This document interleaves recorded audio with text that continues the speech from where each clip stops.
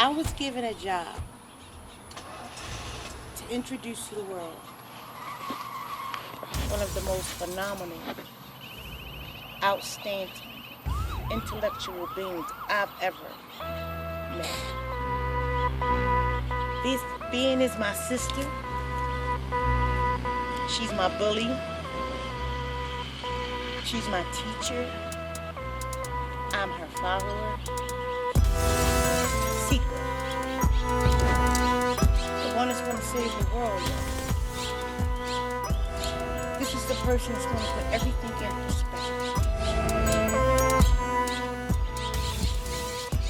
Ceka is gentle. And if I get teary-eyed, prepare no mind, 'cause this is personal. She's strong. Her endurance for the cause is unbelievable. The love that she has, the sacrifice that she makes.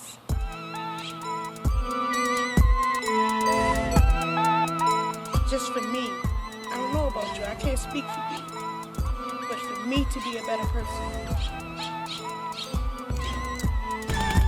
it's uncanny, you can't imagine what Ceka has been through. I can, because I've been through it. I've been through the flags. I've been through the awakening, her coming to my house early in the morning because she was just struck with something in between me and my man. This is what I'm doing. But that's my secret. I've seen it all. I've seen the tears. I've seen the pain. But through it all, I'm damn glad that it's her. I don't think I could trust anybody else with this job, especially when my life is on. Will she lead me astray? No, because she loved me. So, it got to be right. As she say, self-discovery. I don't have to take what she said. I could take it. I could research it. And when I do, she's always right. So self-discovery is a must. For Christians, whoo, I'm a full-blown Christian. What? Because I'm entitled to self-discovery. And I've discovered a whole lot that don't make sense. So, it is my pleasure. It is my honor as her little sister. And y'all, don't tell her this. That's my sister for 42 years. But the reason I only call her Ceka, because to say her whole name, I'll be speaking in tongues. So, I would love to introduce y'all to my best friend, my teacher, my guider, my emotional provider.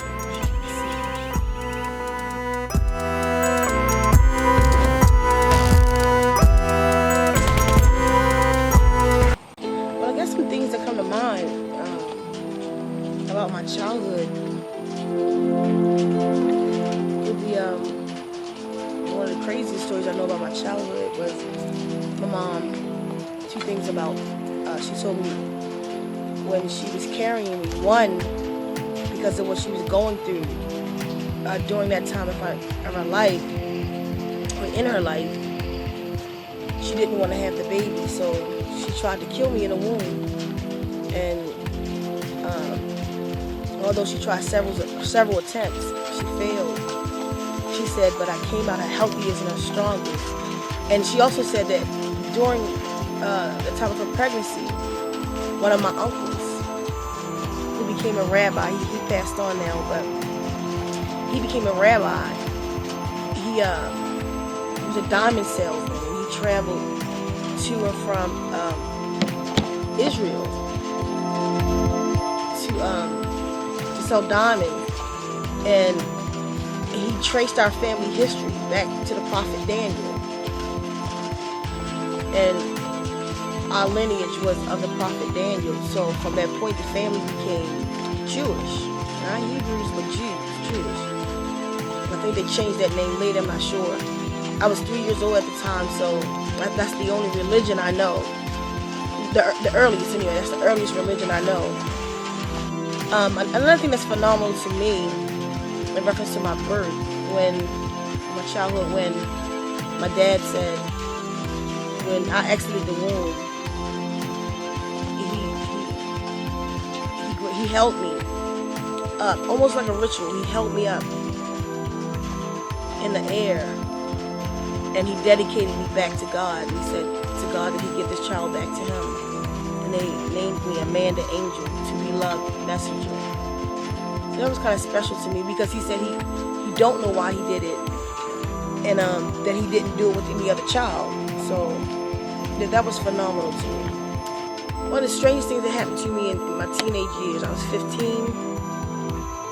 This radio station back home used to come on every Sunday called Cosmic Dream, and they would play Cosmic Dreams, and they played real meditational music. So this one particular time, I was laying on the floor listening to this radio station. The song was called Cosmic Dreams, and also the show. So I began to meditate, and by this time, by the age of 15, I had learned to astral project, meaning to step outside of this body, but still be attached by like a silver cord, almost I would call it a biblical cord. So anyway, I'm into the meditation, and my body is laying on the floor. I begin to detach, and I sit up. The spiritual me, but the flesh me is still laying on the floor. My sister and my friend is sitting on a couch in front of me. But I'm seeing now not with the physical eye, but the eye of this astral body. And the two of them had changed. They were these cloaked beings. And it freaked me out really, really bad.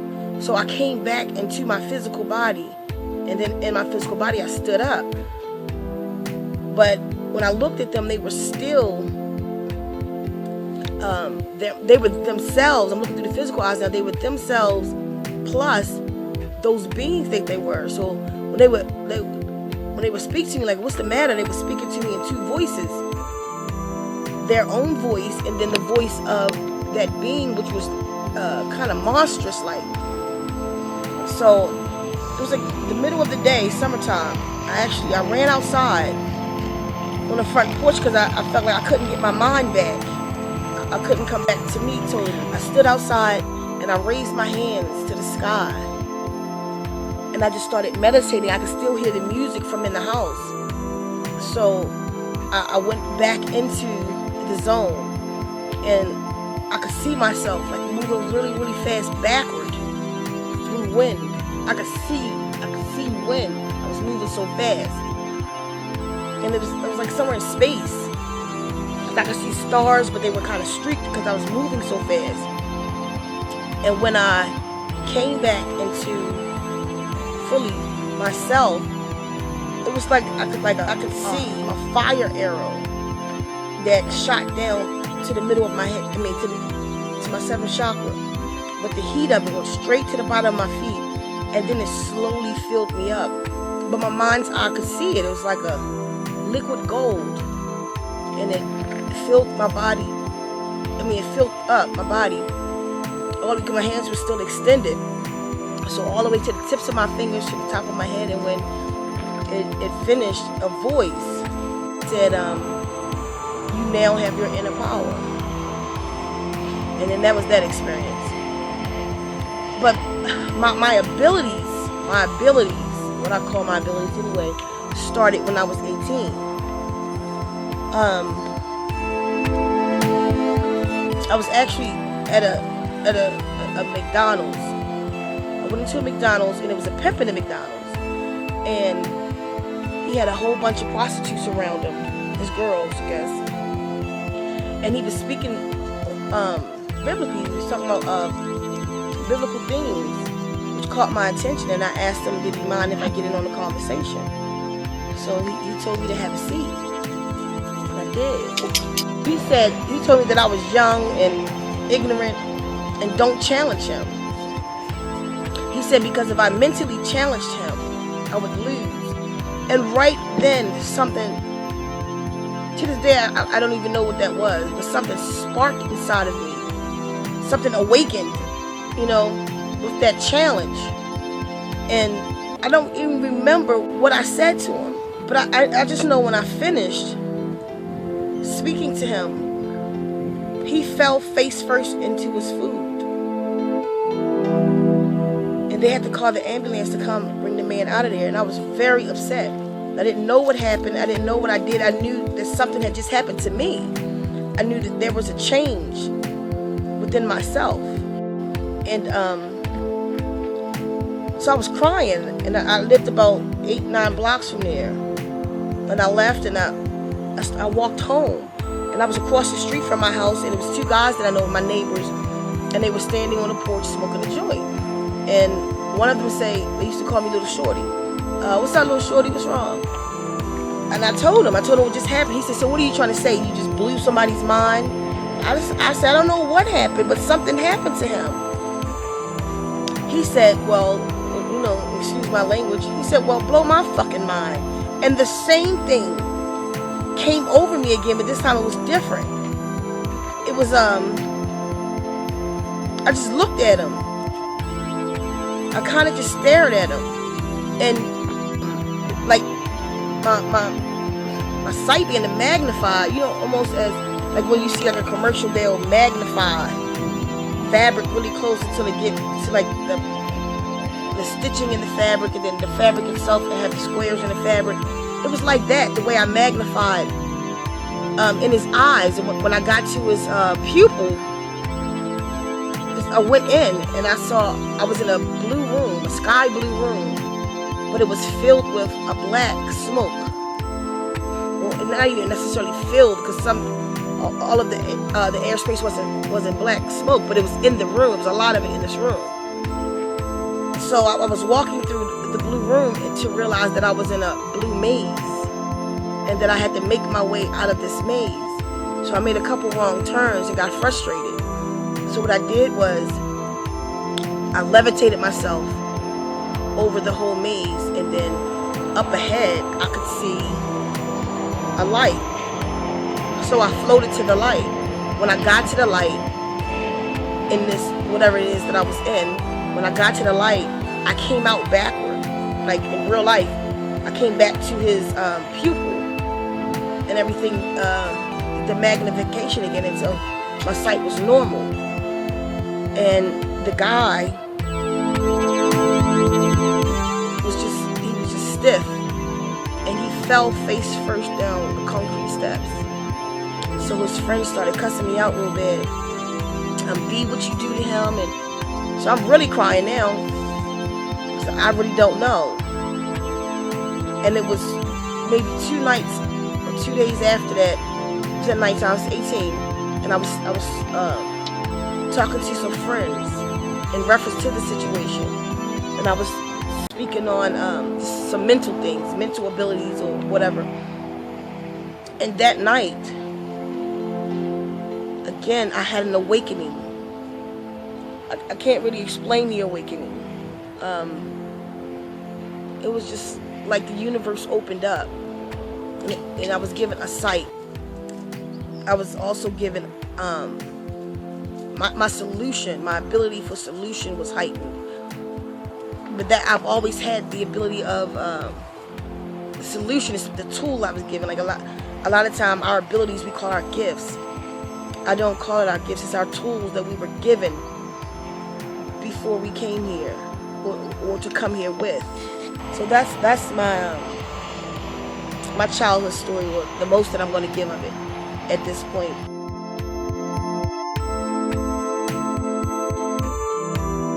Cooking on a fast, that was the beginning of a lot in my life. That was the beginning of visitations, extreme visions, journeys. We'll talk about later. That was just the beginning of a lot. And it kind of started in 87. This is weird. But in 1987, I was meditating using the method that my mother had taught me. I reached it. I reached the place that she taught me to reach. And in that, it was a man. And this man, he was a Moor. She called a black man a Moor, melanated being. He was he had a wool's vest on with a staff with a hook on the top. He had a gold skirt on, golden leather, dark brown leather, gold that came to his knees. He had some leather sandals on, and he had a sheep beside him. And I met him in that meditation. You know, I see his face today, clear as day, and he said, you must fast for 40 days. So I quickly brought myself out of that meditation. That was way too much responsibility for me. I didn't care to listen to it. I wasn't interested in it.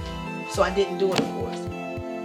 But in October, the same month, 1997, exactly 10 years later, I can't say to the date, I remember what the date was. I know it was October 1997. I went to visit my sister in Delaware, and she asked me to go to church with her. And by this time, I'm completely out of Christianity. I mean, anything that had to do with it. And that Sunday, I went to her church. And something really strange happened in the church.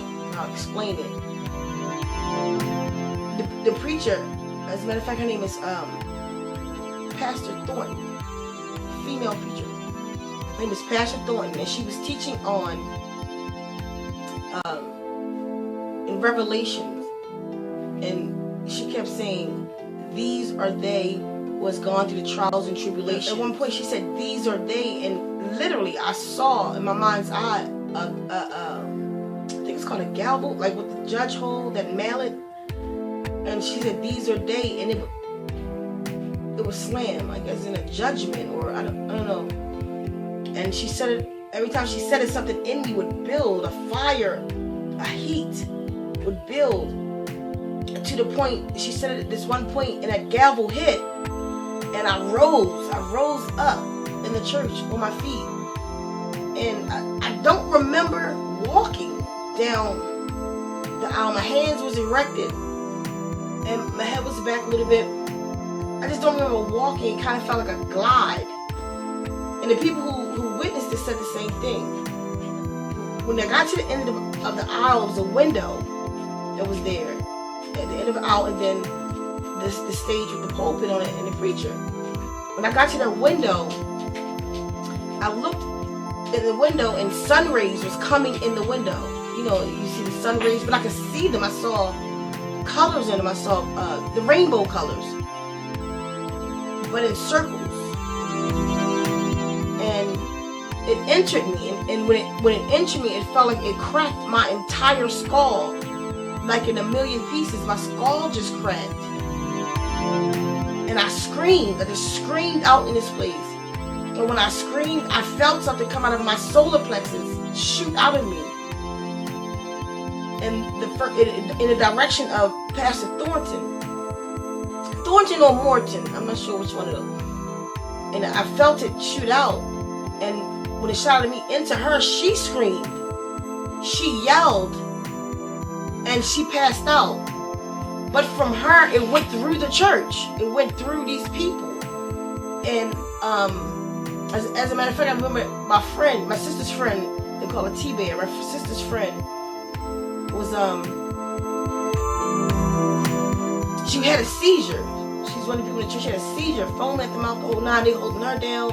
People just, like, as it would hit from breast to breast, the people just yelling and screaming.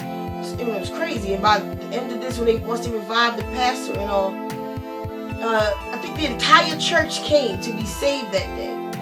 I don't know what that was about. I don't know why my skull cracked like that or why I saw the rainbow-colored ultraviolet rays that entered me and cracked my skull. But anyway, I goes back to my sister's house, and me and a friend, we started talking about it all night. As I was speaking to her about it, I went into a trance.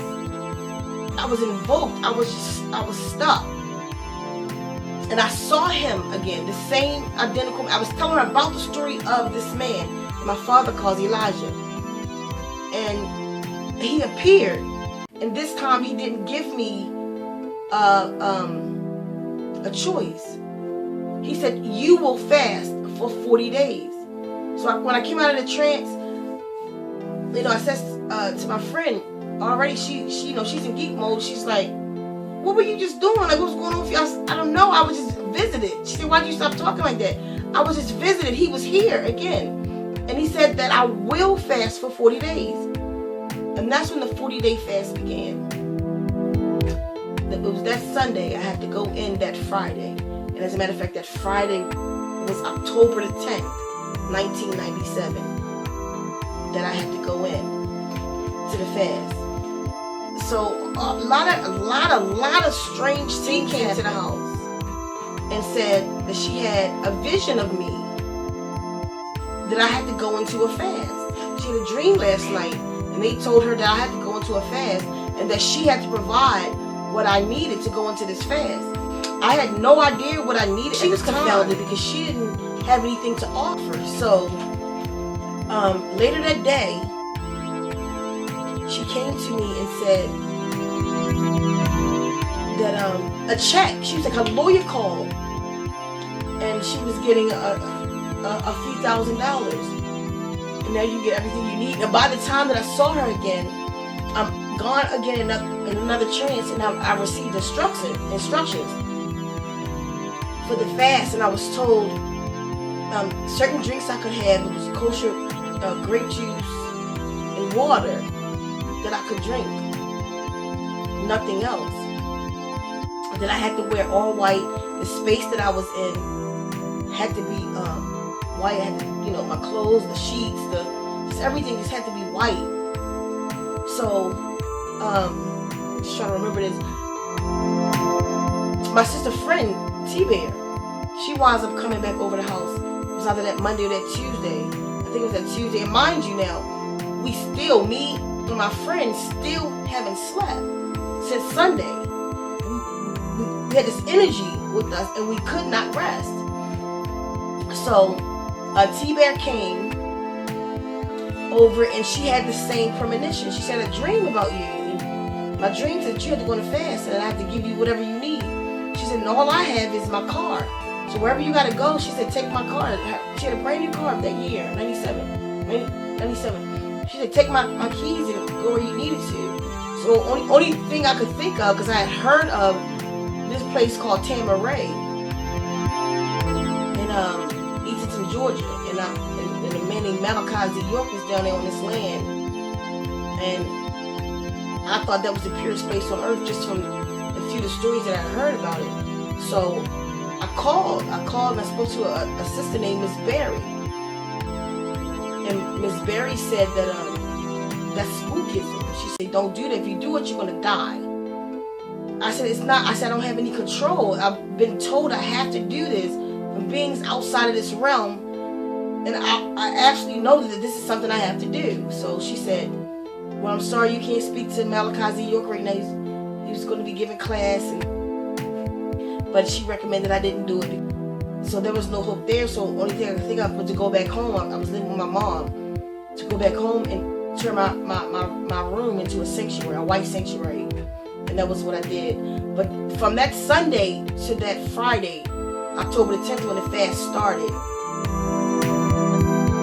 I can't even explain to you in this session how many spiritual things actually happened in it. I was in what they call stigmata. The palms of my hand and the back was bloodshot red, but not only was it red, it was soft, like I didn't have bone there, like I could push it and touch, almost touch fingers in it, both hands. My feet,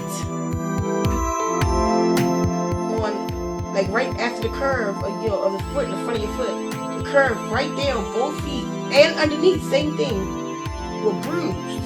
The bottom of my feet were bruised, the top were bloodshot red. And then my first thigh here, it was a circle. I mean, it was candy apple red. So I walked around like a freak for this week. And I think that kicked in like a Tuesday also. So, I mean, so many things happened. Just so many visions and revelations and manifestations. I actually saw the life force of trees, a whole bunch of trees in a row. I could see that life force came up like a gas that separated from the tree, but it had form, you know, and it was kind of feminine, kind of, and it reached for me, scared the hell out of me, and I ran. And as I ran, each tree down that path to get to my sisters did the same thing. I went in the house. Mind you, my sister had just walked away from me. And I was yelling for her. She didn't know what I was yelling for. She was scared. It was a funny story. She was scared and just started running ahead of me and just leaving me. So we get into her apartment building. And I'm standing at her window. I'm standing in front of her window. Her window's behind me. And I'm telling her what just happened. She's like, why were you running? I'm telling her the trees, just the life force of the trees just reached out to me. And as I was telling her this, it was a group of them. All these people are around that had dreams that they had to aid me or whatever. It's a group of people there that dreamt of the fast. Her plant, she had what you call a prayer plant in the window. You know, they spider out. This whole window is covered with this plant. And they all screamed because they said the plant was leaning, like the ones that was far out was leaning in. Ones that were right behind was leaning to me. So once they said it, I could feel it. And when I turned to look, this plant was leaning toward me, so I'd move. It would move in front of us. Like I know it just sounds out there, but it's true. And this plant would move. I'd go to the left, it'd move. And so it was actually becoming overwhelming to me. It was becoming a little bit too much for me to handle mentally. So after a couple of days, I prayed. And I asked for just one person, give one person this mindset, because the molecular structure of the walls were breaking down, where I could see that the wall would break down, the sheetrock itself, but then I could see the beams in it and the wires and what's behind that wall, what's in this closet, or a lampshade. I could see through it to the bulb. It was too much going on. I freaked out, and I said that I don't think I can handle it. But if you give me one person that can go through this with me or overstand it, then I can do it. And lo and behold, it was my sister. She had come in from work. After I had this prayer, a house full of people still, this whole week, people just pouring to her house because they dreamt of the fast or whatever. But something in reference to the fast. So she came in from work.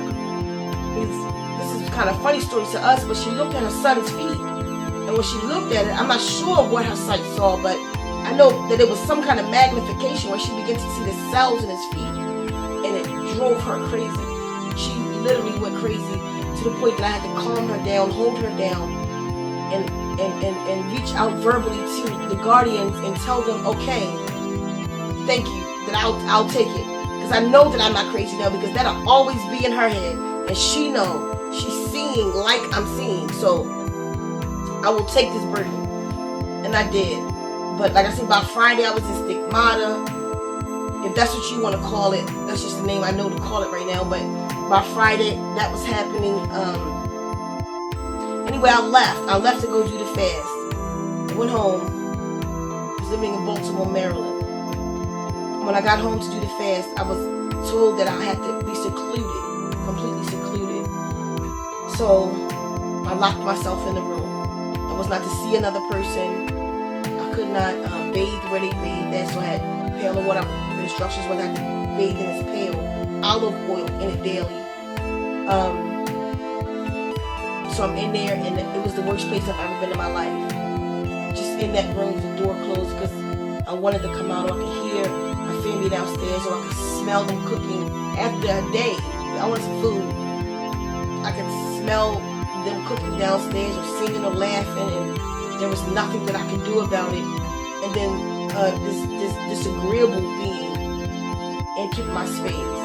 I never saw him, but I heard him, and he would tell me that I didn't have to go through with this. I didn't have to do this fast. All I had to do is just turn the doorknob, walk out of the room. So I had this fight and this battle. I mean, it's this journey. It's a journal of all of this. That I didn't have to do the fast. I didn't have to listen. That I have my own power to do, on my own will. My own will to do what I want to do. But I fought and fought, and that lasted a day. And I think that was like the third day or something like that. I don't know. But after that, mind you, so this is from Sunday to Friday, probably the next Sunday. Now 7 days now. I haven't rested. I had no sleep. This energy was still in me, and I did not sleep. The totality of that was 14 days. I did not sleep for 14 days. Anytime I would close my eyes, I would travel. I would go to places, and I saw colors that I still haven't seen on this place. I saw what you call fuchsias that I haven't seen here, and rivers and black water and just all kinds of stuff that I saw. But these three beings joined me, because another one of the instructions that I received was that I couldn't have any outside influence. No radio, no television, no clocks, no phones, none of that. But yet I had to pray at 3 specific times a day, so I didn't know how I was going to do that. But each day, starting from the first day, that's Friday, I was visited by 3 beings. One was feminine, and 2 was masculine. And she would wake me and tell me that it was time for my prayer. So I would get my pail of water and I would bathe. That's how I have to go. Sometimes I had to go to the bathroom to get water, but I had a sheet over me. It's real crazy to go get the water. My family thinking I'm crazy because I'm listening to voices that they can't hear, but I hear them. And I was obedient, so my spirit knew to be obedient to him, so I did. So I did that, and it was, as a matter of fact, you know what? It was the 6th day in that room that I went through that fight, that battle with that being that told me that I could get out of this room. I didn't have to stay in that room. When I conquered that, I just wrote. I just kept writing phrases that would bring me through it. And when I conquered that, the next AM when I arrived, the 3 beings told me that I could leave the room, that I could continue the next 33 days at my place of choice, but I was still given instructions of things I had to do. So I called my sister in Delaware, who they were all surprised. They thought they wasn't going to see me at all for 40 days. And I said, I obviously passed something. I received instructions that I could come out. So she came out from Baltimore, Delaware to Baltimore to get me. And I spent the next 33 days at her house. It was different. I know it's an experience she and the people who witnessed there in Wilmington, Delaware will never forget. But lo and behold, I finished those 40 days. I think the last 7 days, I didn't intake anything, not even water.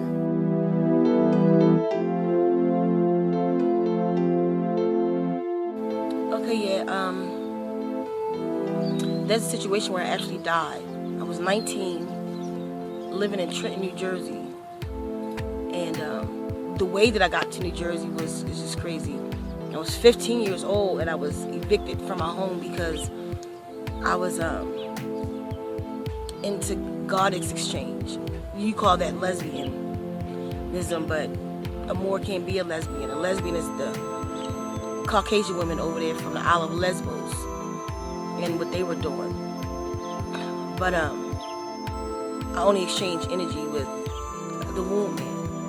So because of that, I was evicted from my home at 15. I went through a 3-year period of homelessness. So my journey winds up in landing me in Trenton, New Jersey.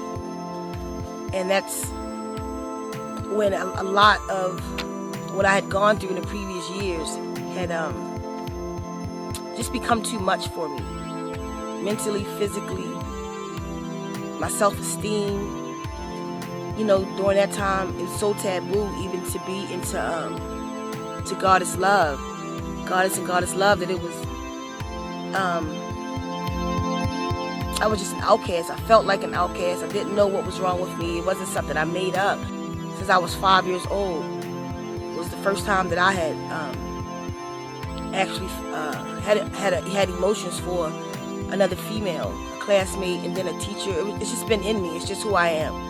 It's not, I'm born with it, you know, as they say.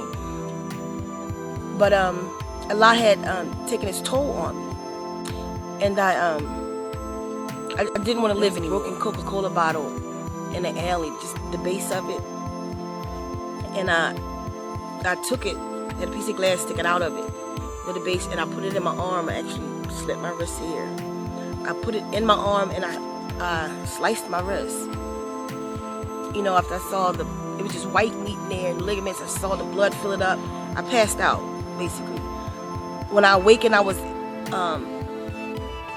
where I was staying at, and that's the YWCA. My friends had walked me home, and I was sitting on the steps, and they were waiting for the ambulance to come. And the next thing I remember was the blood pouring out of my arm down the steps of the YWCA, and I passed out again. And my next recollection is I was in complete darkness. With the complete darkness of space, I was extended. My arms and legs were extended out, and I was spinning clockwise downward. And a long way away, I could see a fluorescent blue light, and I was headed toward that light. And as I began to embrace that, I heard one of the friends that I was with.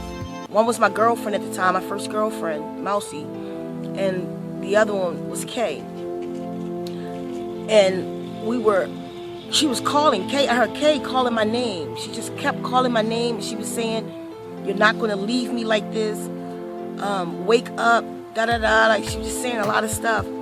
And I started spinning clockwise, slowly, and then faster. And when I got close to her voice, I opened my eyes. And when I opened my eyes, I was still in darkness. I was tight. It was dark. It was my breathing was muffled. It was the air was thick. So I'm trying to say, the air was thick. I need to take a breath, and then I heard a noise, and then light came in. And what was happening was the body bag was being zipped down that I was in. So they zipped me down and unstrapped me, and I jumped off the stretcher. And the guy, the paramedic, was just floored. He said, and I said, I need to go. He said, "Miss, you can't leave." He said, we've been trying to revive you for 5 minutes. He said, and he showed me a chart, and he said, "You've been declared dead for 2 minutes now." I said, "I got to get out of here." He said, "Well, you're going to have to sign a release form." And the police were there, 2 policemen. And he said that you can't leave. You need to go to the hospital. And I said, "I'm not going to no hospital." And the guy said, "Just sign this release form." And I didn't trust him. I figured if I tried to sign it, they were going to try to hold me down and take me to the hospital. So I ran. I just ran off really, really fast. And I heard him behind me calling my name or whatever, but I ran. I just kept running. I turned a few corners, and I went underneath a Jeep. And I passed out again. The next thing I remember, it was the next day.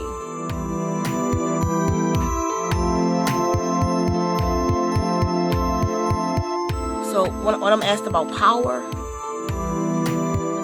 I have that I speak on, okay, there's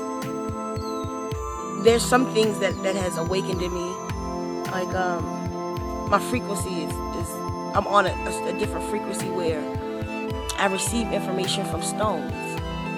Not all stones yet, but stones. I receive information from trees. Trees actually talk to me.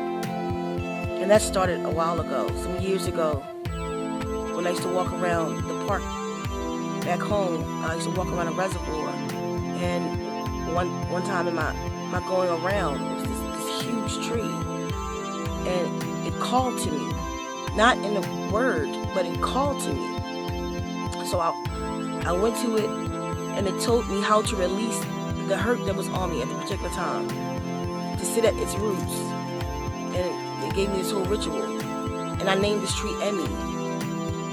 And I took a branch from it, and I went home to look up what kind of tree it was or whatever. And it was an elm tree.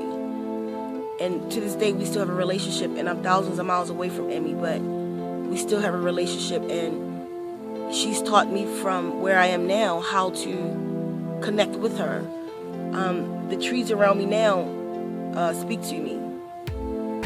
I've had situations where animals, especially dogs, and I never was really a dog lover, I was a cat lover. I was with cats until the babies I have now, but an ex of mine, dog, would let me know in my dreams when she was in trouble or if she was hungry, and when I would go to the dog would be in trouble, or the dog would need food, and or hadn't eaten for 2 days. So I had a strange experience with a fish. I don't know, this is about 15 years ago, and I had this I forget what they're called. They're goldfish with the big heads on them, and I named him Bubba. And I had an argument with my lover at the time, and I was wrong in the argument. And Bubba said to me, and this was when the first experience of an animal communicating with me. And Bubba said to me that if I didn't correct my wrong, that he would die.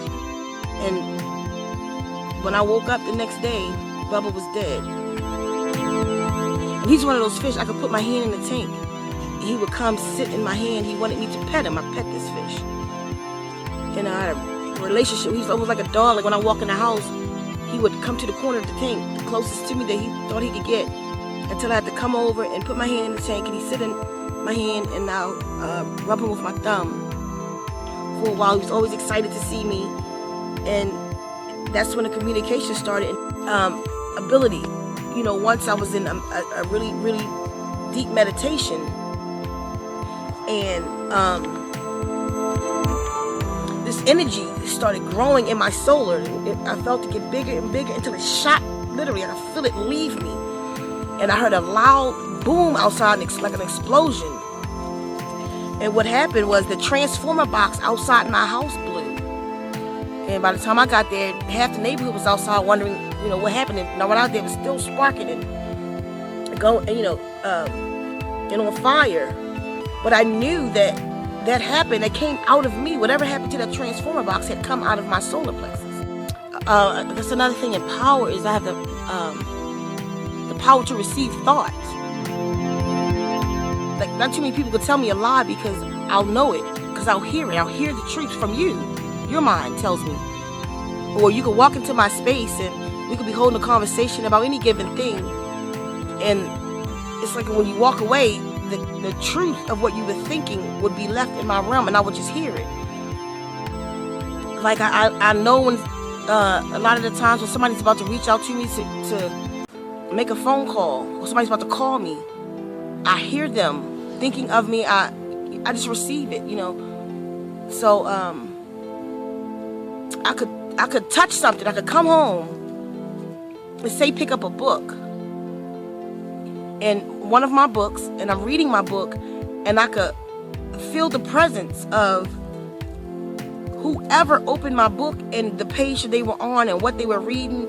I had that experience with one of my friends, one of my lovers actually, in my diary, and I'm reading my diary, and I'm at a particular page, and I felt her whole energy in the book. So I questioned her, were you in my diary? And yeah, so we go through that. And that's when that started. So they call it psychometry.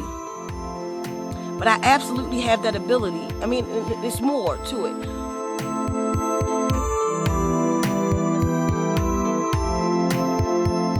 But some of the most profound experiences I've had in my own power is through sex. I've never been with a man, sexually with a man, so it's only been with womb men. But with womb men, I don't know how it's activated yet. I haven't mastered it or anything. But 3 different women can contest to this, that we've levitated. I don't mean a little bit. I mean, we've levitated. Like, one experience, we were bonding, and when I opened my eyes, we were literally off the bed, away from the bed, and floated to the end of the bed, but the bed isn't under us anymore. And 2 other situations, I'm standing up, I'm erect, and we're breast to breast, and we're just kissing, actually. And that energy in my solar plexus activate. This one particular girl, I felt it come out. I felt it go into a circle around us, like we were in a bubble. So I asked her, "Do you feel that?" And she says, "Yes." She was afraid. And don't be afraid. So I have to calm her down, because it could leave quickly. So I have to calm her down, and I'll call her S. And it surrounded us. And we, right there in the kitchen, we levitated. I spoke to one of the elders, Red Hawk, about it, and he linked me with the Mayan daykeeper, and she said that Cynthia Walker is her name, and she said that according to my chart, energy was released through me that night and into me, through me, that I carry a fire bundle. And in ancient times, a fire bundle was a person who's given in one generation a fire bundle who has the creative energy on the planet, that only one person is given this for some generations or whatever, and that again, it's the creative force here on the planet. In my sexual encounters with the people that are receivers to me, they gain abilities. And today, when I think about it, I don't think they gain them. I think I'm a key, so to speak, and I unlock innate abilities in people. But the funny thing is, when I leave, they don't have the ability no more. Like her, the one woman L, she would dream things that would happen or be happening. Like when it first started, we were taking a nap midday, and she woke me up saying that she had this crazy dream, but it felt so real that it was hailing outside. Like really small hail, but a tan, odd color. It was tan. The streets were covered in tan. So we talked about it a while, and we started to get dressed because we had to go get the babies from the babysitter. And lo and behold, it started hailing, and it covered everything in this tan-colored hail in Baltimore, Maryland. It just covered everything in this hail. And that started it for her. And from then on, when she would dream, within 24 hours, whatever she dreamt would come to pass. That's actually the reason why I left the relationship, because she dreamt that these demonic children were coming after us in this house that we were in. They were clawing at the door, and that was enough for me. And I left that relationship after 4 years because I knew what she dreamt came to pass. So I felt the connection wasn't right. I wasn't supposed to be there or something, but I didn't want to experience the children. So I had another female who would actually dream. Well, a few of them, if I'm bonding with somebody else, if I'm connecting with the goddess, they feel it. They would call me and say, ask me to stop doing what I'm doing because they could feel it. They're trying to be with their people, and they could feel my energy. The energy that I put in them has expanded, and they can't function. They need me to stop what I'm doing. So, but I know via, my sex, when I'm having sex, a lot of people that I've shared with actually feel my energy. One female who would actually see, she had the ability that she could see my experiences. She would call me, or when I would see her, she would tell me what I did, with who, exactly what we did, what was said. And the way she explained it was she was projected in the room. She would be over me or over the situation and watching and listening. And it's like it happened when she was asleep. If she would be resting and I'm in that situation, she would see the whole thing. It never happened when she was just awake. So so I give or awaken abilities in other people. They obviously don't hold on to them because they don't have them once I leave the situation. I mean, it's other stuff, but I think that's enough for this introduction to who I am.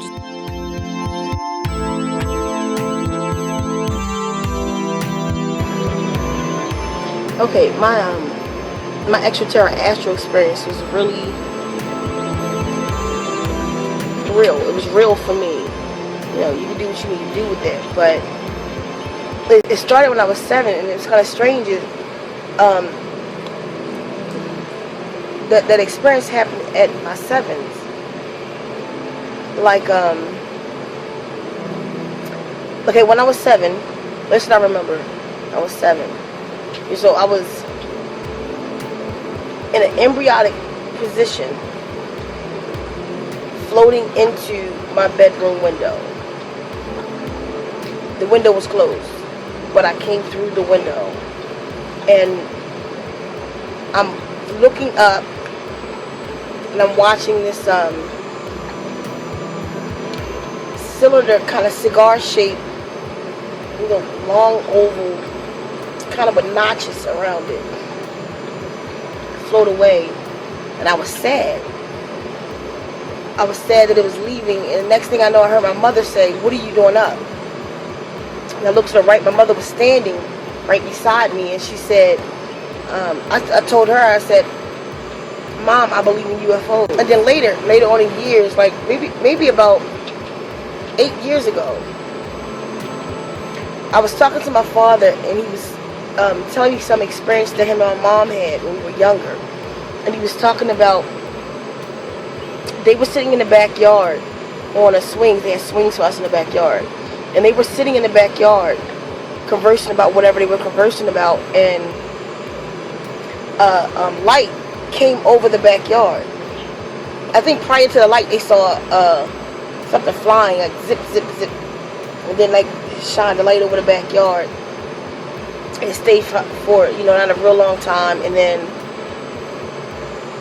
the light went out and it zipped away. The next thing he remembers is, he said, this is the way he said, one of the children we looked up was in the bedroom window, in their bedroom window. And your mother wanted to take care of it. And I tried to explain to them that experience was me coming home. When that ship that y'all saw in that conversation, and then you saw one of the children in a window, that was me. I had just came off that ship and was sad that it was leaving, and then my mother cussed me out about it. So that's 2 different accounts of the same story. When I was 14, I was 14 years old. We had a store. We had our own store, and I had a uniform on. It was kind of like a nurse uniform with the 2 pockets in the front. And I was coming home from the store. I got to the alley just across. This is in Baltimore, just across from my house. So when I got there, I checked my pockets. You check your pockets and make sure you have your keys. So my keys was in my front right pocket, and I pulled the keys out and put them back, and picked up my bags and walked across the street. When I put my bags down on the front porch, I went in my pocket to get my keys, and my keys were stuck in my pocket. I couldn't get them out. And so I rang the bell, and my mother came to the door. She says, "Why are you ringing the bell?" I said, "Because my keys are stuck in my pocket." And I had so many stories and phenomenal things to go on when I was young. My mom just like, okay, it's one of those things. Go to your father. He's in the kitchen. So my father and my uncle M was in the kitchen. I call him M for the video. Was in the kitchen, and he said, "Let me see what's going on." So I said my keys were stuck in my pocket, and he pulled the keys out, and they were stuck in my pocket. So he flipped my shirt over. And all of my keys, for a long time, I kept a lock on my keychain. And that lock is significant too, because I met a being in my dreams in reference to this lock that I'll get back to.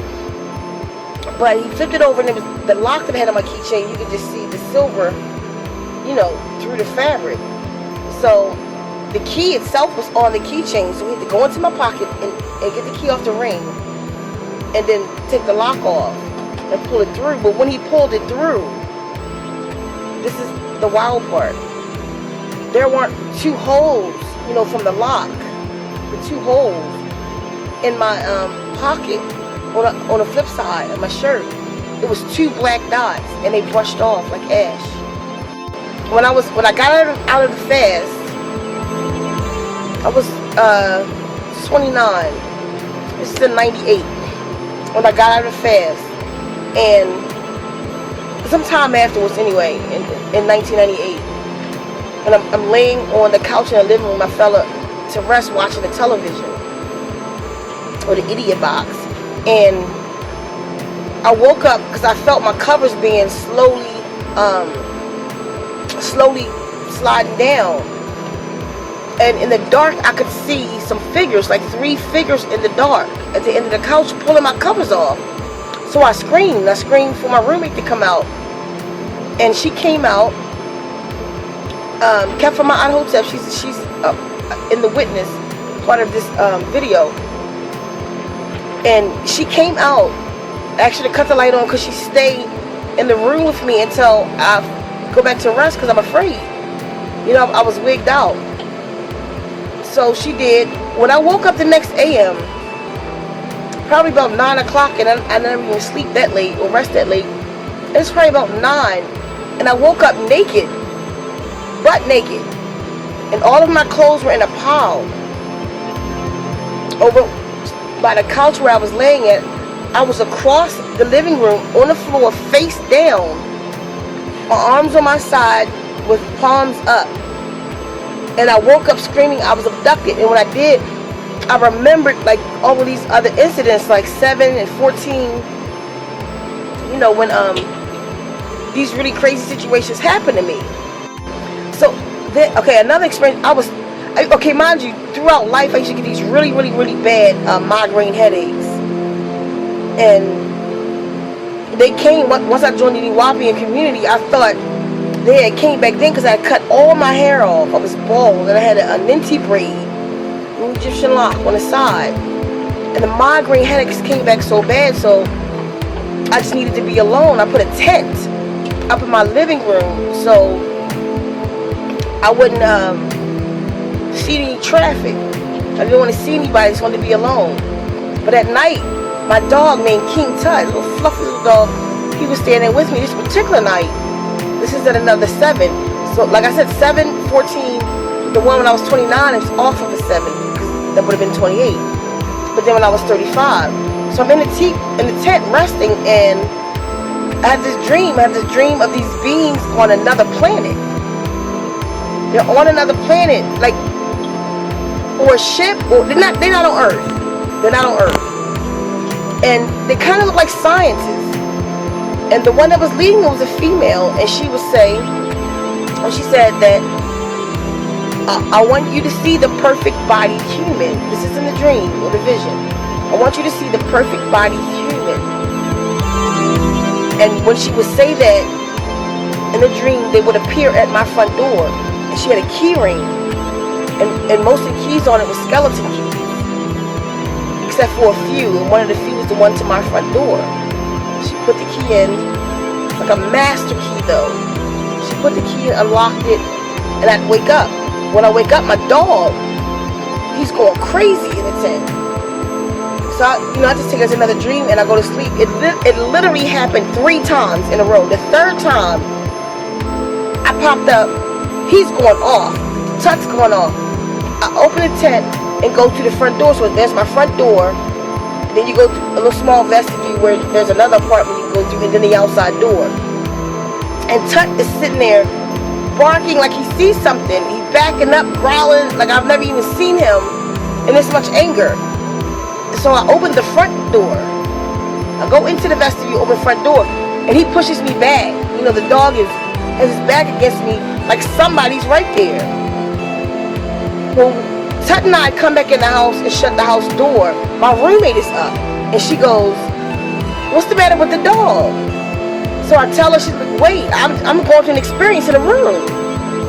I just woke up, and I couldn't get up." So I say, "It's probably like the witch rod in your back, as they call it." She was like, "No, it was 2 beings at the back window, and I was locked down. I was wide awake. I couldn't move. They had me locked." She said, "But I just got out of a dream that a UFO was over the apartment complex with the light shining over your tent. And once it shined over your tent, I woke up. 2 beings at the window, and I was locked." She said, "All the time the dog was barking, I heard him. And then he was quiet, I heard him, and he was quiet, and I heard him. And she said, and then the third time I heard him bark, they left, and I was released. And so, we were there, so, you know, do what you want to do with that. But I call that an extraterrestrial experience.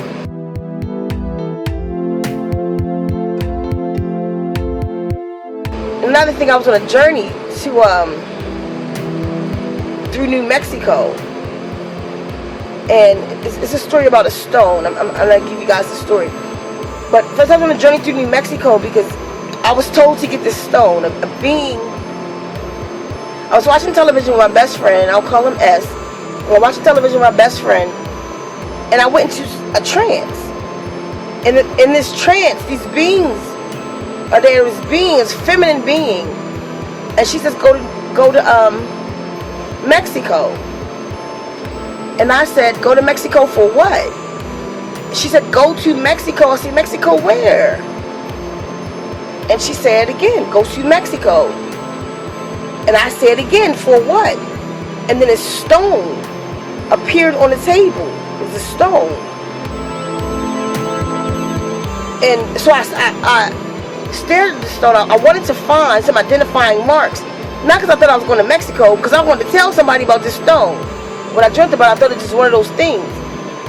And what stood out for me with the stone was, in the front of the stone, it's like, I guess the size of a brick. I'll show you in a second. The size of a brick, but it looked like it had a big toenail, nail on it, and that was my identifying mark. And then the next thing she showed me, I was in a ship, but the ship didn't have a top, like a just, I don't know the shape. You know how the UFOs are made, but just the bottom half. And we're flying in a ship and holding on to the sides looking over. And I was shown a cave. But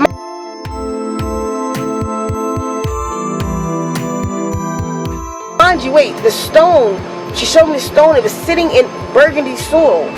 And I knew that I would know it by the burgundy soil. I'd never seen burgundy soil. I'm on the East Coast. I don't know what burgundy soil is. And I don't mean red clay, I mean burgundy soil. The next image I was shown was the cave. But the cave was, I'm on that ship, I'm up in the air, looking down at the cave. But prior to getting to the cave, there was sand and trees coming out of sand. So I don't know what that is. Like, I've never seen anything like that. So when I come out of this, and then she showed me this. She said, we're on our way.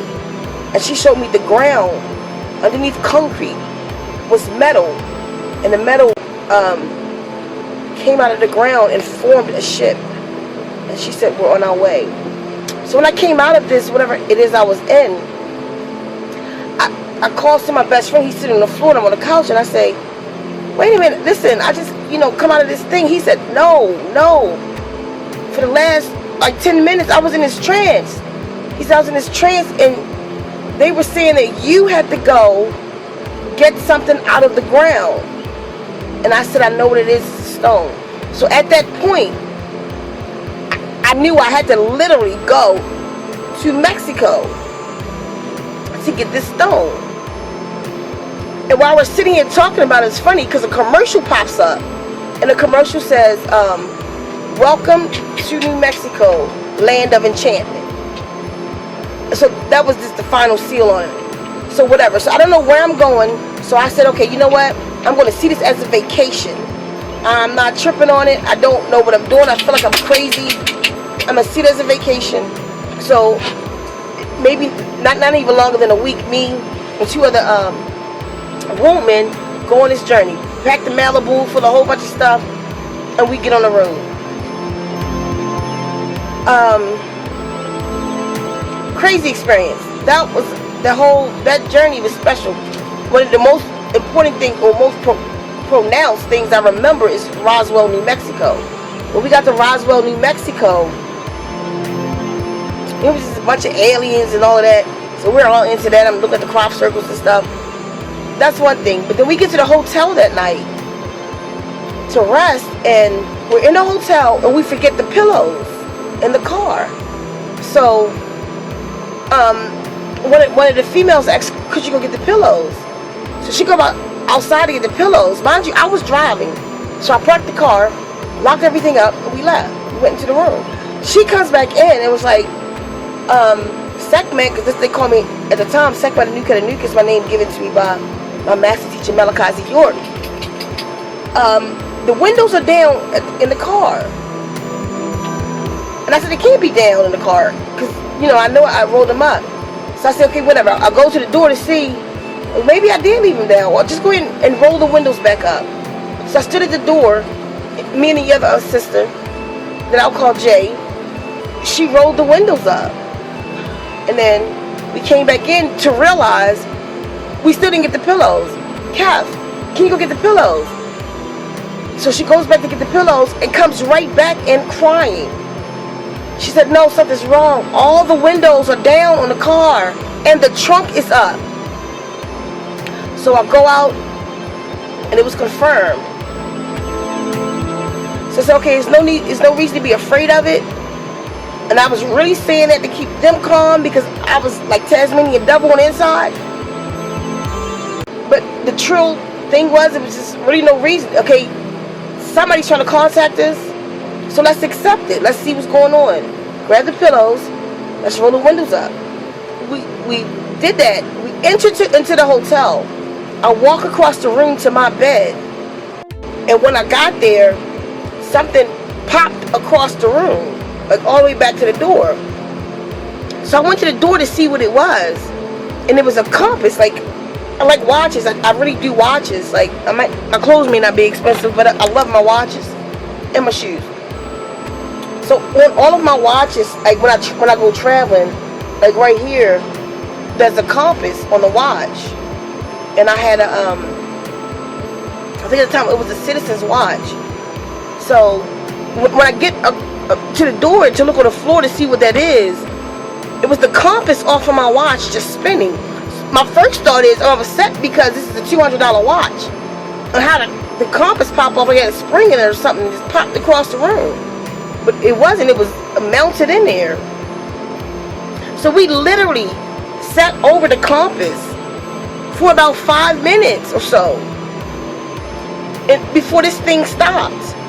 So lo and behold, this thing stops. All I can remember was what it stopped on was like a big S, so I guess that's south, and a little S, and then the other arm was like on a big N and a little N, whatever. There's some numbers around it. So I left it be. I don't know what that was about.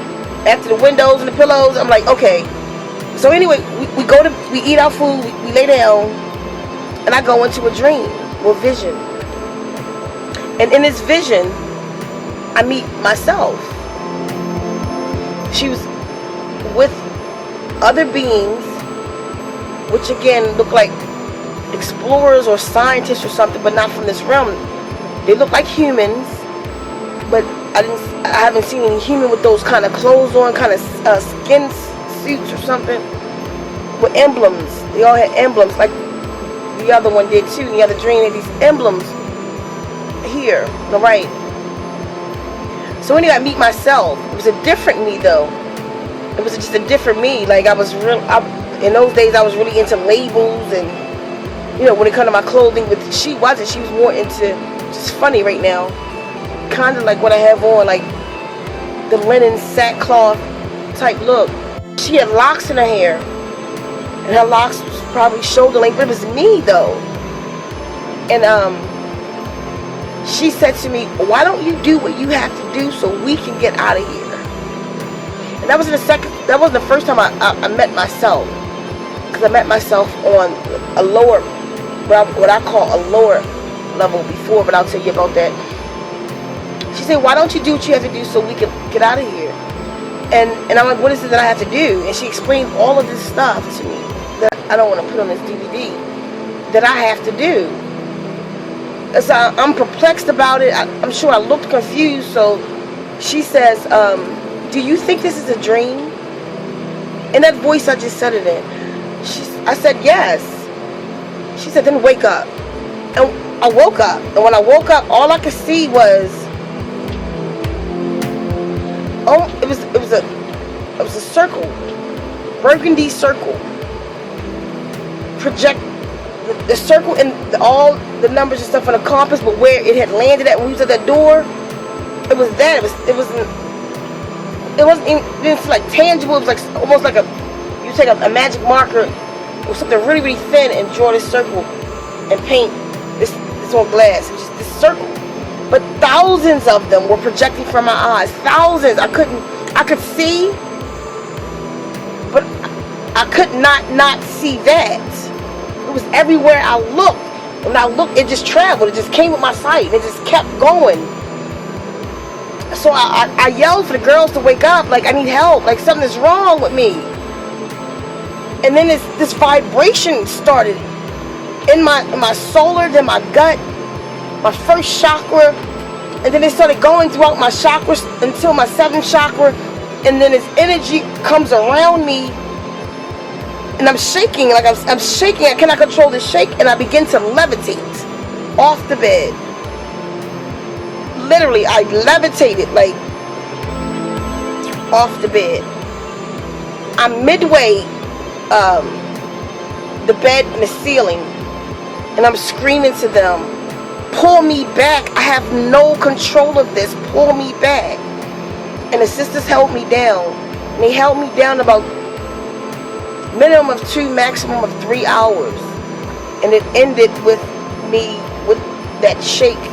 Just that my whole body shaking until I fell out to rest. And the next day, we're still on our journey, and we wind up in the Salinas in Grand Riviera. It's a ruin in New Mexico. I didn't even tell you how we wind up getting to New Mexico, but that was the location they wanted me in, New Mexico, not Mexico. So we wind up in New Mexico in Grand Riviera, and it's a ruin. And we go there, and we take all these pictures. And mind you, the pictures came out with this really thick black smoke thing, because it looked almost controlled. It was a thing that swiveled around a lot of these pictures. But we the tour guide drove up to us with a golf cart, and he said, we're about to close soon, so you guys have to leave. So we went up to the tour center and looked at some relics, and he said that it's another ruin not too far from here, about an hour from here, but they never closed. I think, and this is around 4 or 5. He said they never closed, and you're welcome to go there. We was like, yeah, because we pumped, we out here, we new, we never been on the West Coast, we want to do some stuff. So we said okay. We started driving up the road. About 45 minutes into the road, everything around us turned burgundy. When I say everything, I mean everything in nature. I mean the rocks, the flowers, the leaves on the trees, the bark, everything just became burgundy. Still ain't dawned on me though. So I'm geeking on this because I'd never seen it, these colors before in nature. So we pull out the video camera to because we videoed most of the whole journey. So we pull out the video camera and it wouldn't work. It just snowed. I said a few words and then it just snowed. So okay, maybe change the battery. Put the next battery in, because it wasn't a battery because it snowed. So it was on. It just snowed. So I thought the camera had broken and whatever put in the car. So we're traveling through. We get to one particular place that I felt a whole lot of energy from. And as a matter of fact, I called this place a church. I said, this used to be a church. And they would ask me, how do you know that? I don't know, I feel it. This was something spiritual. I could feel it. And one of the girls yelled out, Jay said, look at this rock. Mind you, I'm a rock collector. Prior to this journey, I had a relationship with rocks and other natural things. But for this story, I have a relationship with rocks. So she go, look at this rock. It's about this big, about this thick. And it didn't match any of this landscape. So I say, wow, keep it right here on the corner until we get back, and we'll collect it on the way back. So we're taking the tour. It's just us. Nobody's there. They're closed. It's just us, and we're actually sitting there reading that where the stone was at. That's the Indian Kiva is right there. And then right beside it, kind of over it, you can still get to the Kiva though. The conquistadors came in and built the church over their Kiva, their spiritual worship place. And while we were reading this, something came over me and it was like, I have to go. We gotta go. Everything in me said leave and get the stone. So I'm like, let's go. We gotta go now. And they calm down. What's the matter? Like, we the only people here. We don't have to leave. No, we gotta leave. Spirit say leave. So we left. And I grabbed the stone and I rolled it. And when in the back seat of the car, and it was when I rolled it to the back seat of the car that I noticed it was the stone. It was the one that they showed me, because the mark was the big toenail. So I'm gonna go get the stone now and show it to you. So this is the stone. It's when I rolled it that this mark here, I don't know if you can see it on this, because to me that looked like a big toe in my imagination, and a big toenail like this mark right here. So I was like, this is the stone. You know, after doing some research, it's a quartzite. It's mostly crystals, crystallized. The stone is really heavy. You wouldn't even believe the weight of the stone. So anyway, I rolled the stone. And that's when I realized it. So I said, where's the compass? They said you put it in the armrest. And I went into the armrest and got the compass. What was projected from my sight that night, and prior to that, what we watched on that compass spinning on the ground, we were at the location. We were at that location. Yeah, one of the other journeys I wanted to talk about was, I was told, this is after I'm not sure it was after or before the New Mexico journey, but I was told to go to Arizona. And I didn't know where in Arizona. So, and I didn't know where in Arizona. So, I figured that I'll go to the Grand Canyon, because I knew the Grand Canyon was, you know, this huge spot, or phenomenal spot down there in Arizona. So anyway, to my ignorance, I thought that the Grand Canyon was in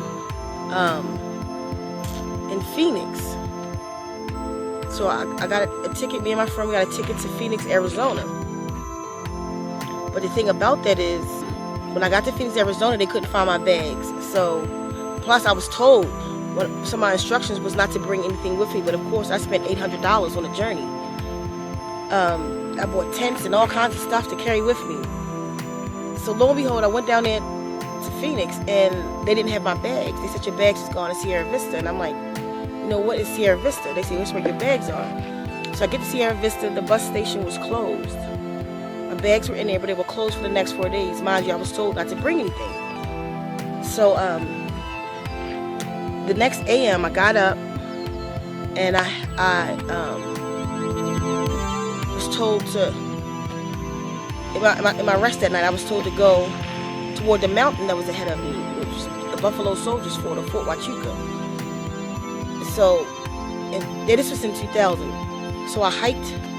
I started hiking, and I walked, I don't know, maybe about an hour. Haven't reached the mountain yet. And at this point, I got tired.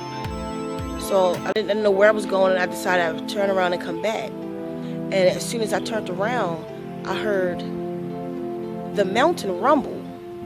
You know, so I turned around to see exactly what that was. And there was a hiker coming up, Caucasian man. And I said, did you hear that noise? And he said, no. He says, probably airplanes going by or something like that. And I said, okay. So I stood there. I started walking toward it again. And while I'm facing it, the mountain rumble, mind you, I had a staff in my hand. A staff that an older gentleman named Mr. Price had made for me, a bamboo staff. And when it rumbled, I could actually feel the vibration in my staff. And just like you would see in a movie, a dark cloud began to snake this mountain. So I knew that was where I had to go. So anyway, the next day, I get back to the hotel. I tell my best friend, this is what we're gonna have to do. This is where we have to go. So we get up at 6 a.m. and we head toward the mountain. And we hiked it about 6 hours. I'll make a long story short because a lot of little things happened on this journey. But we hiked about 6 hours. We were almost in Mexico when this wind came up there. This wind came and energy with this wind, and I knew that was where we had to go. So I said, hold on. So let's backtrack a minute. Actually, we went forward first to see if we felt anything, and then we backtracked and got to that same spot. I said, okay, this is it. This is where I have to be. So he went about his way, and I sat down in meditation, and I put my recorder on. It was a 30-minute side, little tape recorders. It was 30 minutes on one side. I played that, and this is what I remember. After doing my chant, relaxing myself and going to meditation, I wind up at a council that was not of this place.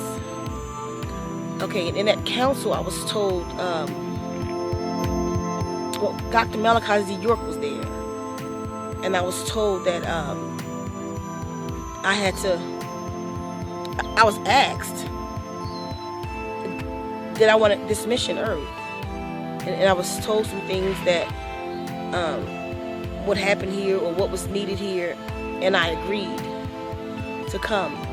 And it seemed like, say, 30 minutes after Dr. Malachi Z. York had went through this doorway that I went through, and then I agreed. As a matter of fact, I had a female mate there, and I know her here on this planet. She cried to go with me, and I told her she couldn't, and she promised that she would come behind. And I went through that doorway, and I awakened in my meditation. And mind you, she did come behind, but we just can't seem to get it together here.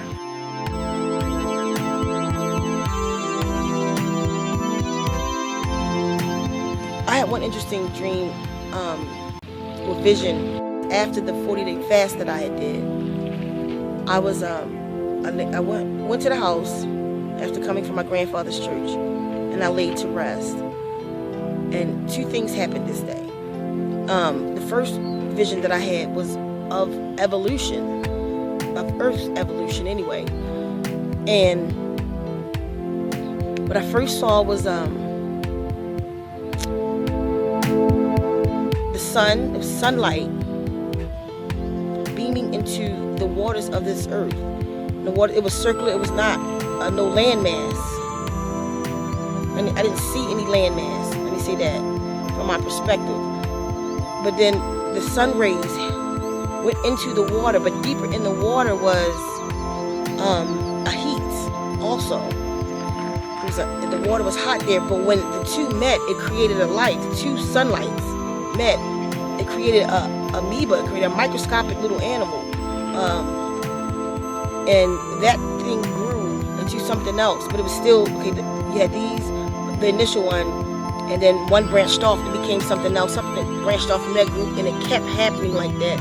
Even the feces were becoming things, and it was compiling and becoming like dirt under the water, so to speak.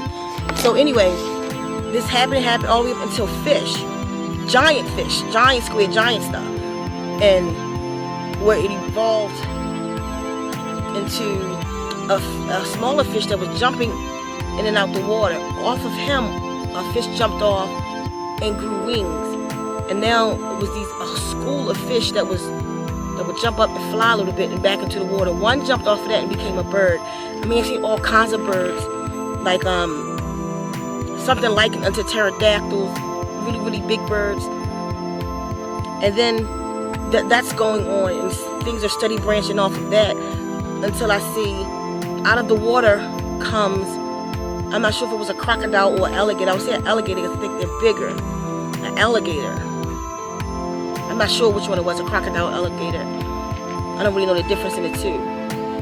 But it walked out of the water And then off of him walked a female, a womb man. She was kind of like my complexion. That what they call that olive. She was in the caramel complexion, and from her branched off other women, and it was multiple women. Like they say in the beginning that the women were androgynous, or they had like two sexes. These women didn't. I'm not sure what people are talking about, but that's not what I was shown. They were women, and from her branched off other women, like in their nakedness, and then they were a group of more like civilized women with white gowns on, trimmed in gold, and they were grouped up. They were coupled up. It was a beautiful community. It was a peaceful community, very, very serene and peaceful, and everybody was natural and into nature and absorbing nature and eating things off of trees. The animals were walking with them, and then one of the women birthed a male being, a male child, and when she did, all of the women began to be excited about him and praised him. And then there, again, and next to show like more of these male beings were there, men. And the male beings branched off, and he went out into kind of like a wilderness and came back and turned the arrows on her. And the ages changed when things changed and violence came, and the utopia was gone. And the actually next thing I saw was Jada Pinkett was on stage, I think in a blue dress, receiving an award. I don't remember what the award was for. And then they showed Hillary Clinton on stage with what's his name, McCain. And I had never met McCain prior to recent, when the whole McCain thing was out, and he was on stage with her. And the message at the end of it was that the womb man was going to rise.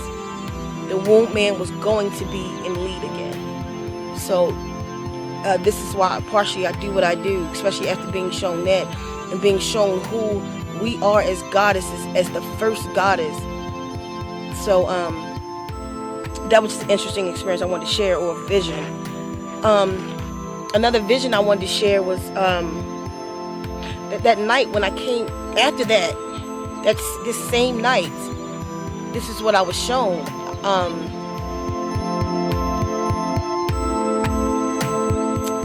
It was two beings. No, prior to the two beings, prior to the two beings, the next vision was I was standing in the hand of this being, and this being was big as all outdoors. I'm not sure if I told the story already. And this being was big as all outdoors, and I was standing in his hand. And when I turned to him, it was a being that I had seen in real life before. But inside, when he opened up his trench coat, it was just waters rushing in there. But it was a light. It was a bright, bright light, like as in looking into the sun. A light coming from in there. His eyes were a light, and when he opened his mouth, it was rushing waters with that same light in it. And he just opened his mouth backward and just let me see that and hear the rushing waters. I turned into the void, and what was coming was these little blue gelatin-like transparent balls with kind of a light in the center that was yellowish, white yellowish, but the circumference of the thing was blue. And it was thousands of them, and they moved in unison. Like when one moved, another one moved. They all just moved in unison and got closer and moved and got closer and got closer to me, like that. If that makes sense. And they just kept coming. And that's how I awakened. And I was told before I awakened to call on these two beings. And it was a guy named Cedric and a girl named Lisa that had both wronged me.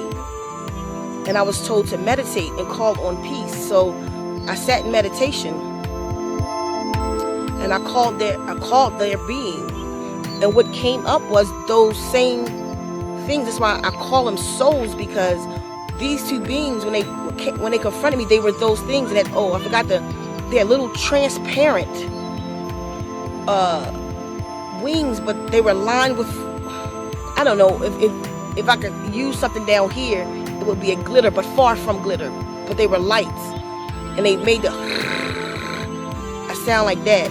So one flew up like that, and I did what I was told, and I said I call on peace. As soon as my meditation was over, one by one right after the other called me and said, I just wanted to apologize. And if these beings will ever want to come forward with this, I would love it, because it's a true story. That I just want to, Cedric calls first and said, I just want to apologize. I was wrong for the way I came at you.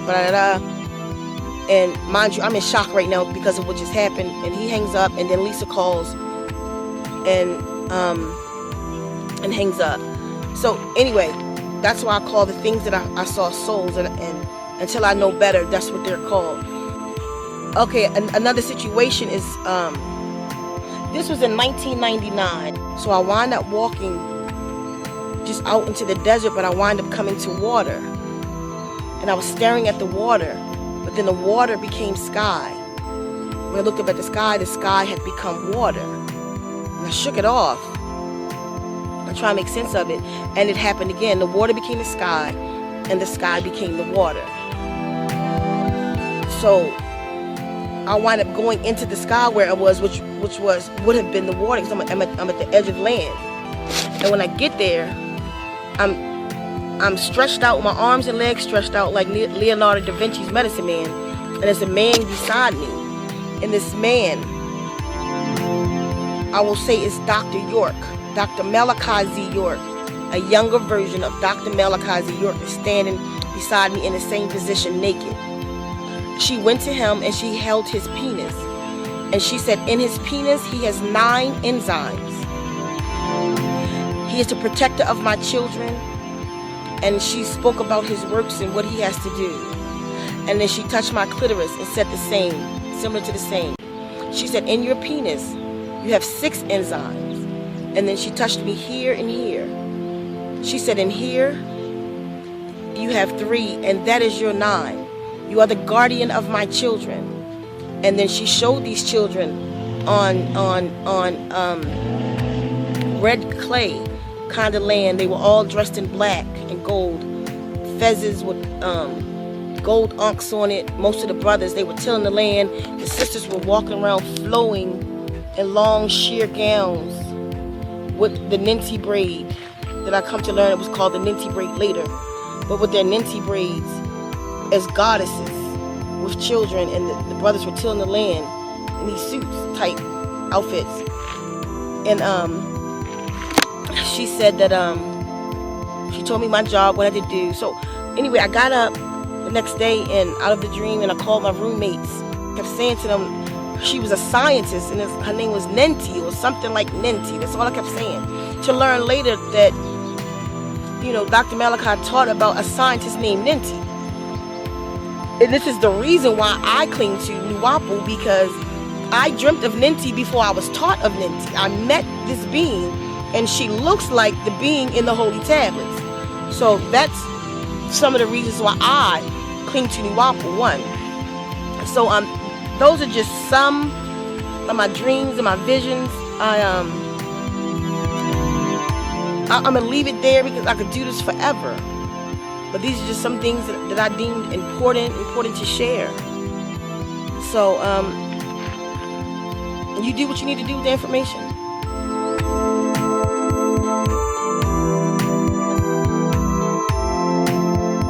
All right. So what is level 7? Like I said prior, where I received the instructions for level 7 when I was in Jersey, but as time went on, and that's what it was called. That's what they called it, level 7. And the hugest thing about 7 was the sacrifice that had to be made.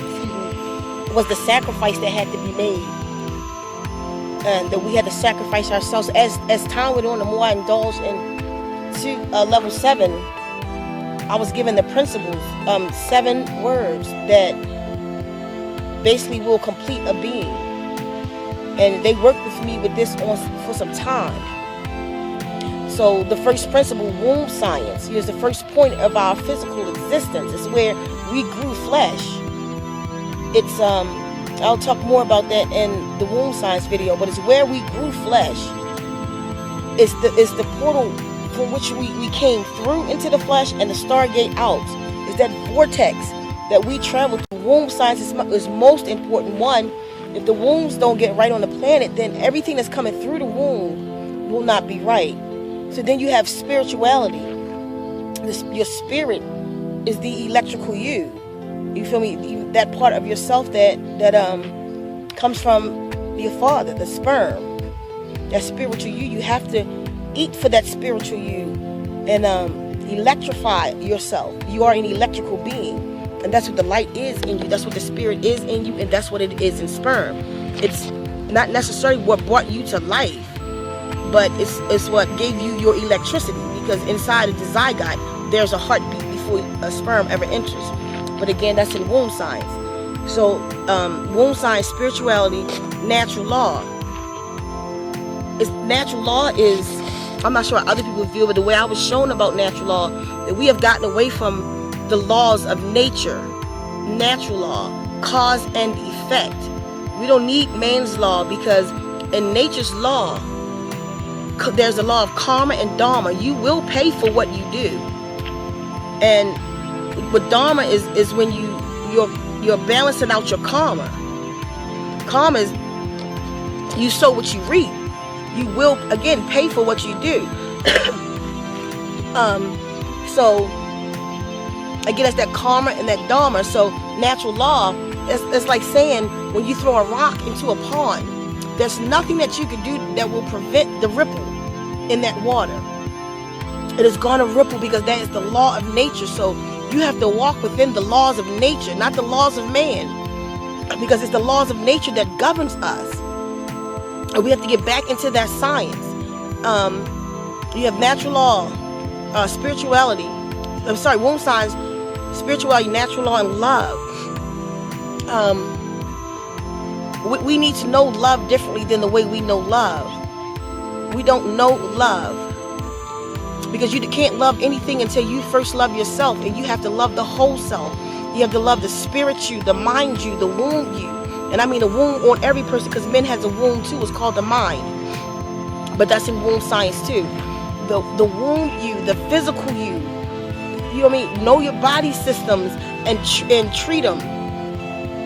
You feel me? Like that little cough every now and then. I got this little cough that's coming out because I'm cleansing myself of that tobacco that I wasn't taking, because you're going to pay for the things you do. Natural law. You're going to pay for the things you do. So, but you have to love the self first before you can have a true understanding of the love. And I don't mean loving the self by going shopping and going get your hair and nails done, or no, loving the self first. Your reflection, loving your reflection, loving every part of you, and do what you do to maintain every part of the being. So that's love. And then you have economics. Economics is not about money. It's about the exchange. It's about the bee pollinating the flower after it takes the pollen off the male, so to speak, and then gives it to the female. It's about the exchange in nature. And economics is about the wealth of the entire community.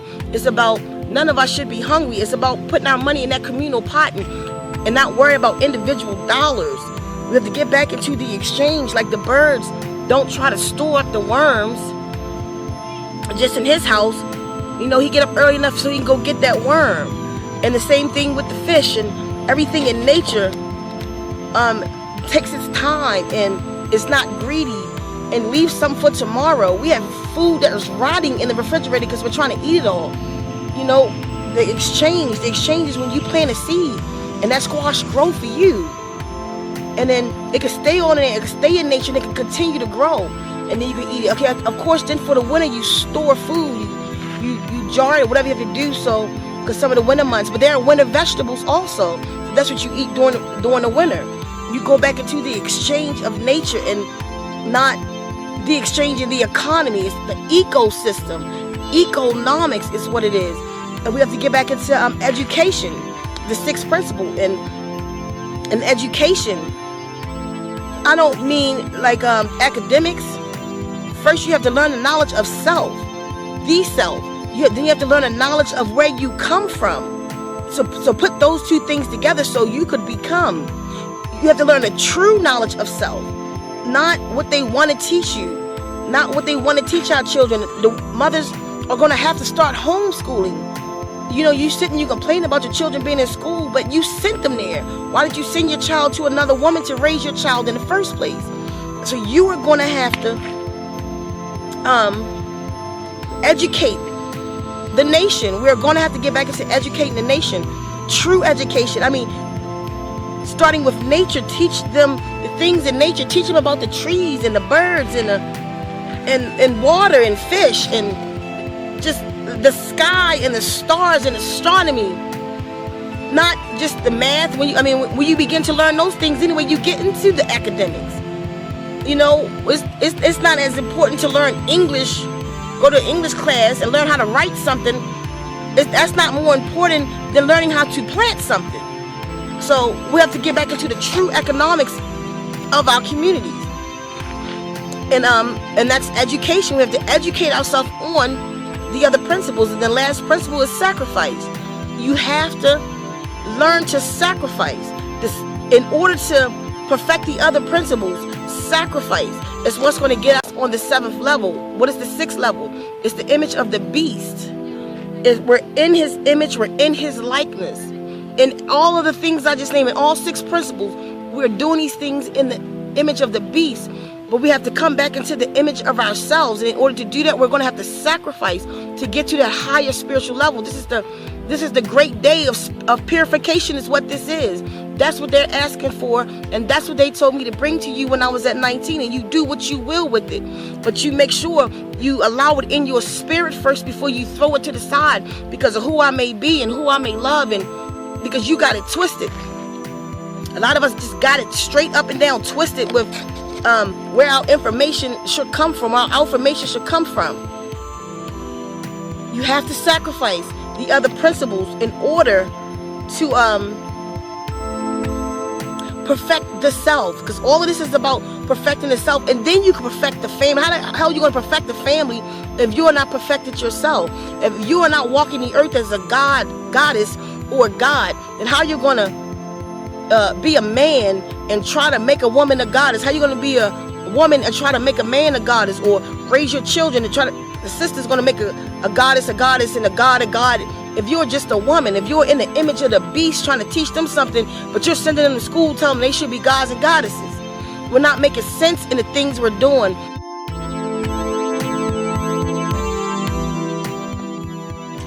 I'm Tyra, originally from Baltimore. I have had the pleasure of experiencing Ceka in some of her spiritual journeys that she's been on. I've actually watched her grow, watch her change, watch her come into some new findings in herself and implement them in her way of living. She's very strong and passionate about what she believes in and what it stands for her, and she feels really strong about getting out and expressing it to others. I think she'll do very well. I think she's come a very, very long way, and I think she's very much matured in who she is and who she's to become. One thing that I can say was really a life-changing event was when I decided to relocate across the country. I was blessed with a dream that involved Ceka, and the fact that I wasn't able to tell her until she made her journey and ended up in the place she was supposed to be was really profound. So by the time I got to tell her about the dream, it was really ironic and very powerful how much of the dream had come to pass, and so many things that are going on in society today that are actually coming into play from the dream that I was told, or the message, I guess I should say, I was given to give to her. That's just the link with Ceka. You know, she touches your life and you become a part of her journey. And in that, whatever your role is, that's the role you tend to have, the road you have to take, or the role that you would tend to play. So I can say that I have experienced bits and pieces of her journey with her through my own journey. And it's very powerful how in the spiritual world your paths can cross, mingle, intertwine, and sometimes change.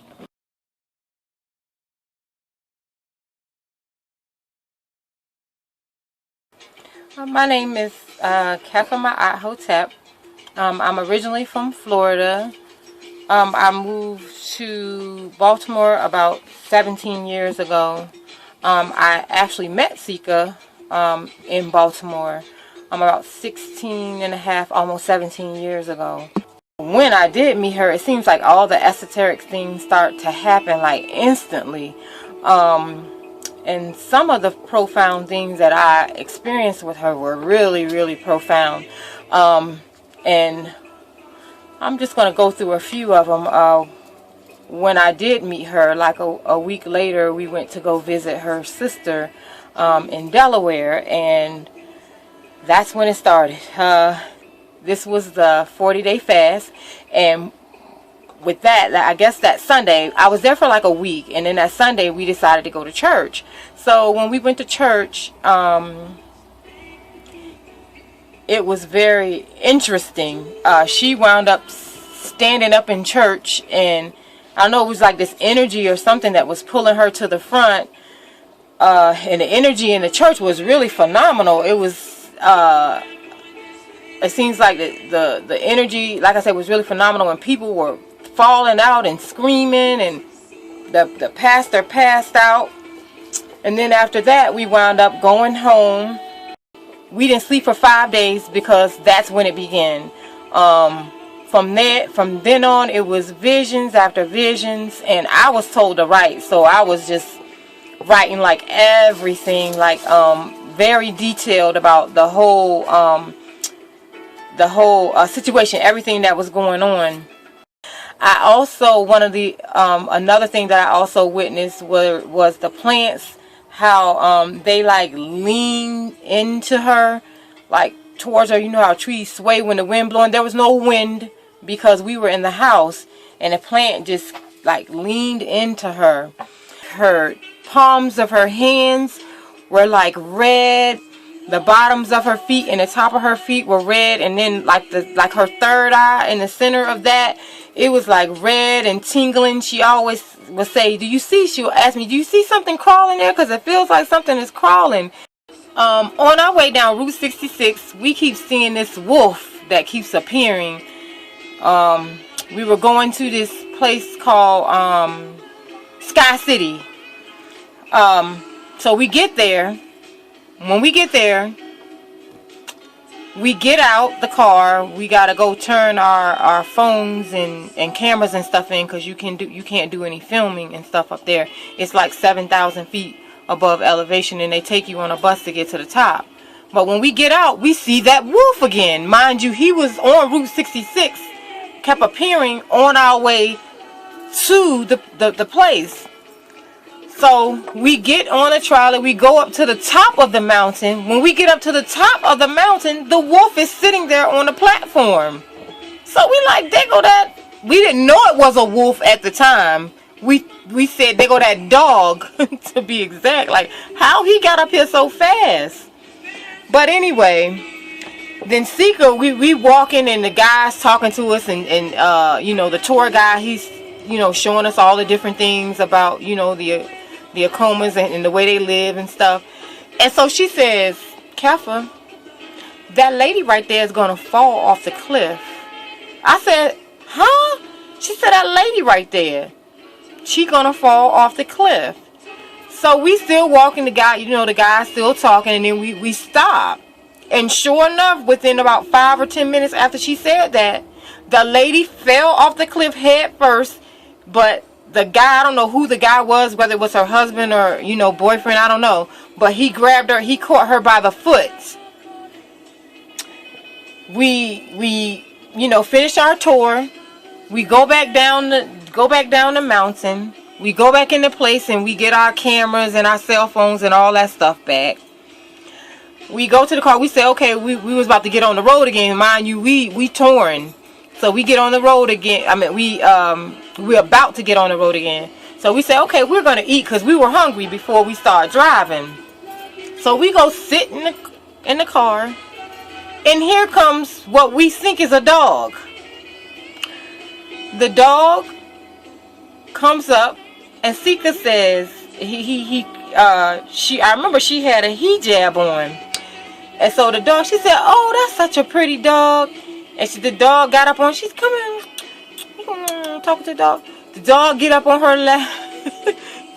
leg, and she feeding him, feeding the dog. The dog was very gentle. Then she saw when the dog was eating, his fangs, and she looked down at his feet. But this was a minute, mind you, after she feeding it. She go, ah! Ah! She threw the plate of food out in the parking lot and slammed the door. She said, "That ain't no dog, that's a wolf." I said, "Oh my goodness!" So the wolf, what we realized was really a wolf later, ran after the carton that she threw out the car. Of food, the tray of food. So she has to go back to confirm that was exactly what she said, what she thought it was. So she asked the tour guide, that it was a dog. She said something to the nature, I don't know if I'm saying it verbatim, but she was saying, "There's a dog that's been walking around here. Is that a dog?" And the guy said, "No, that's a wild wolf, and you got to stay away from it." Little do he know, she had already befriended it. It didn't seem like a wolf at the time, but that was really hilarious. I want to touch on one last thing. I kind of want to sum all this up. The last 16 and a half years, almost 17 years, will be in 2 months, actually. Not quite 2 months, but about a month and a half. Has really and truly been a phenomenal blessing. I've witnessed so many different things with Ceka. I'm always there to witness it. Why me? I have no earthly idea, but I am definitely and truly a witness. I have witnessed, like she had the dream about the master teacher before she even met him. She also dreamt about the land before she even found Tamaray. I don't know who she's connected to, or who she's talking to, or the things that they come bringing her. I can definitely tell you, if she's coming bringing you something, it's the divine truth, because she's not following any book.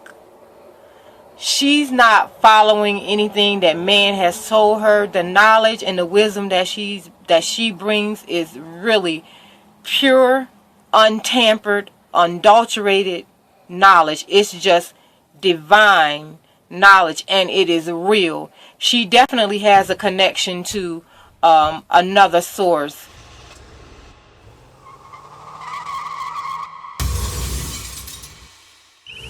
My name is Chrissy J. Ceka, my best friend. She's my confidant. Pretty much my everything. I done seen the ups and downs of Ceka.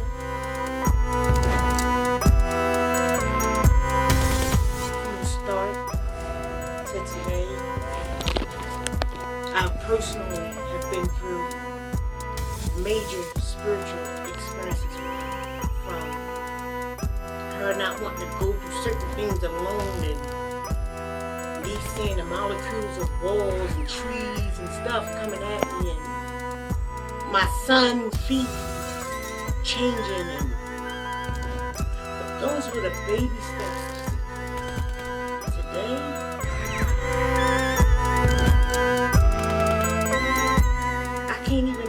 she's beyond a woman. She's beyond a mother. She's beyond anything that you can think of. But she's a lifesaver. She's saving lives. Many. I've seen her save my life. I'm a witness. I ain't got no no permit, She's an eye opener. She's a breath of fresh air. She breathes life to this madness. His name, my life, worth fighting for. Secret spirituality is on a level that no man